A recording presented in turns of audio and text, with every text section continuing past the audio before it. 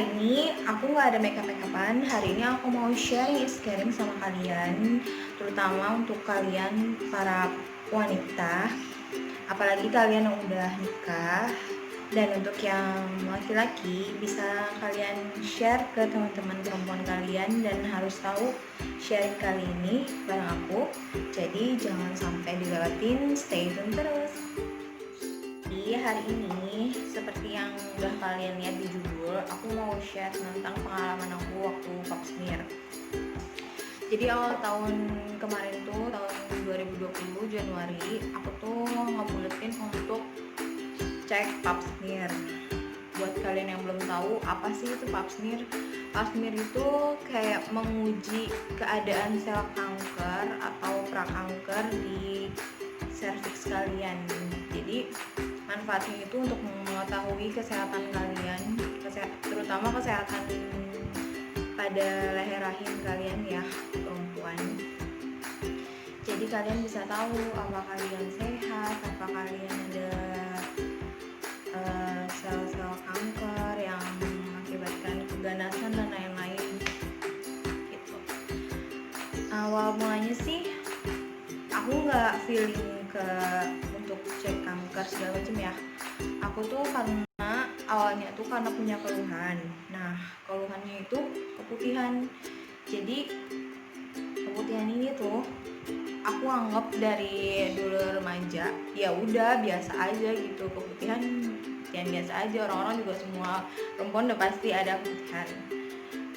Tapi ini tuh kayak beda gitu ya, kayaknya harus dicek gitu.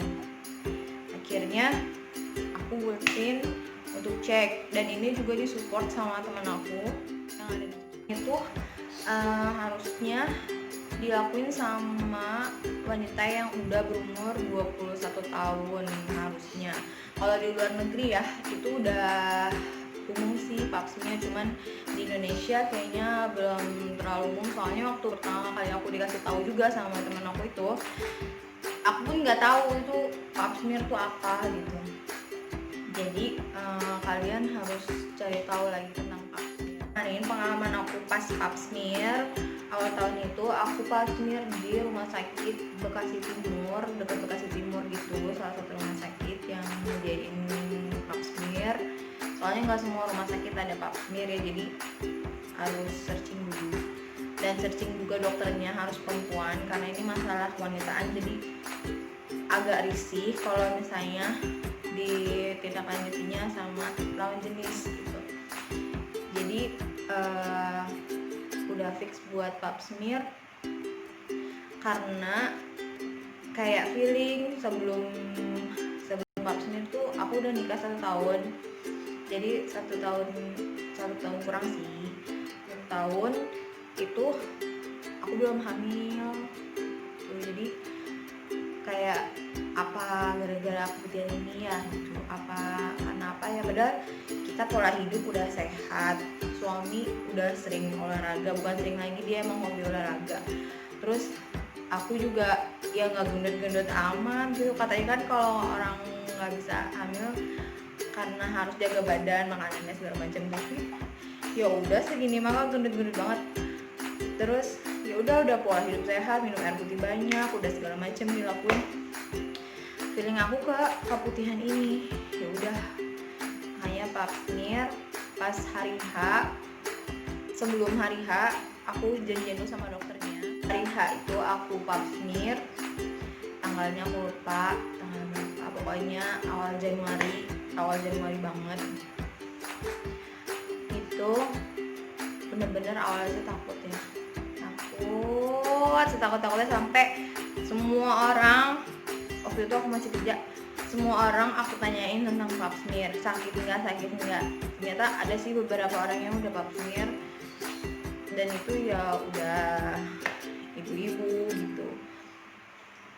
Jadi aku searching sendiri di YouTube, semua aku searching, cuman jarang ya di Indonesia yang ngebahas pap smear ini.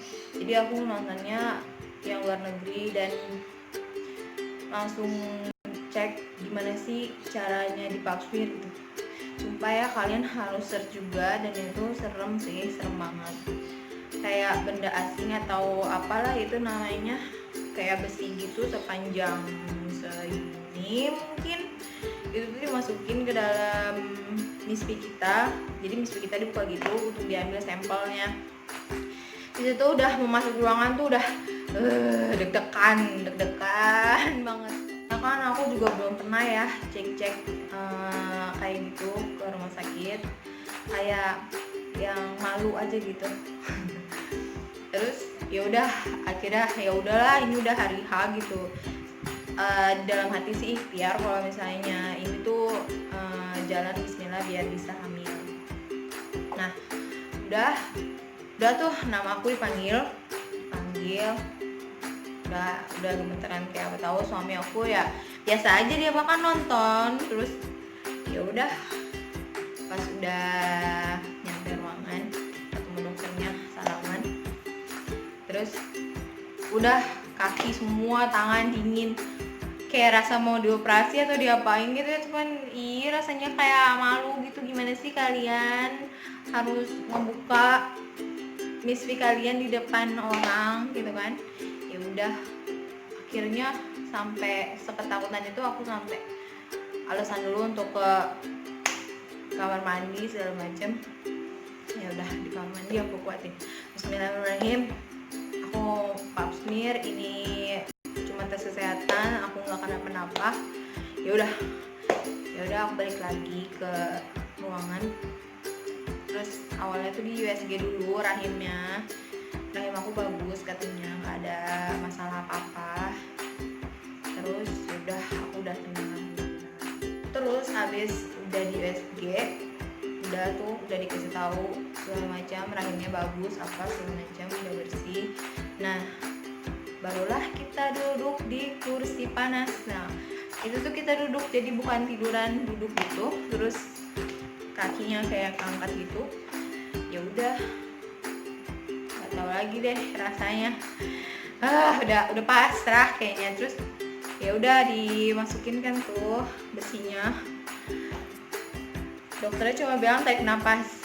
Aku tuh udah kayak ngebayangin yang di YouTube gitu jadinya. Ya udah, ternyata nggak sakit sih pas dimasukinnya. Udah tuh pas dibuka, diambil sampelnya segala macam, terus dibersihin. Ya Allah, pas dibersihin itu sakit banget. Mungkin karena aku keputihan ya, jadi kan dibersihin, jadi sakit banget. Jadi kalau kalian yang gak keputihan mah kayaknya nggak sakit banget.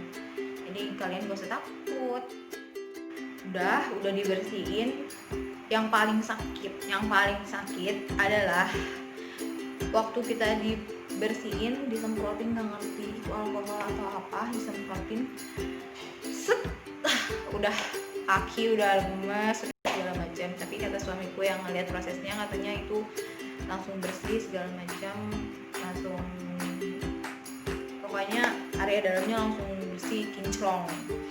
Tadinya ada keputihan gitu kan, selesai gitu doang. Nanti hasilnya itu bisa diambil seminggu kemudian, nanti dikabarin sama rumah sakitnya. Udah dari situ dikasih tahu sama dokternya, duduk tuh sorry, lega ibu hamil. Dikasih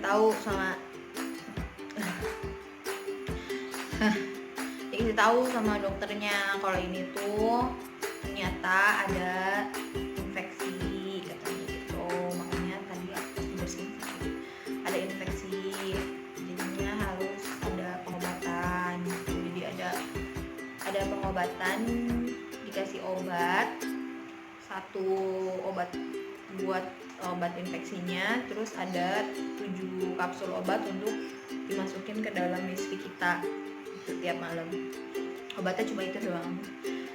Udah tuh keluar, kita ke kasir, bayar, ambil obat, udah pulang. Ini waktu aku pap smear itu biayanya sampai kira-kira 1,5 ya, kurang lebih 1,5, 1.500.000 maksudnya. Jadi ya lumayan lah ya, sekali gitu doang lagi aku kasih tahu kalian itu wajib banget cari tahu lebih dalam lagi tentang pap smear, soalnya itu penting buat kalian apalagi wanita dan udah menikah gitu ya, udah aktif untuk berhubungan. Yang belum menikah juga nggak apa, cari tahu aja, siapa tahu besok menikah jadinya udah tahu gitu kan. Terus ini tuh harus umur 21 tahun minimal. Itu tuh nanti kita bisa periksa berkala tiap 3 tahun sekali. Kalau misalnya umur kita udah 30 tahun sampai 65 tahun ya, itu pemeriksaannya biasanya 5 tahun sekali. Jadi itu pemeriksaan rutin, bukan cuma sekali doang gitu. Semoga kalian semua sehat-sehat, dan terima kasih udah nonton sharing kali ini. Udah segitu aja. Bye. Assalamualaikum. Like, comment, and subscribe dan share ke seluruh sosial media yang kalian punya. Makasih.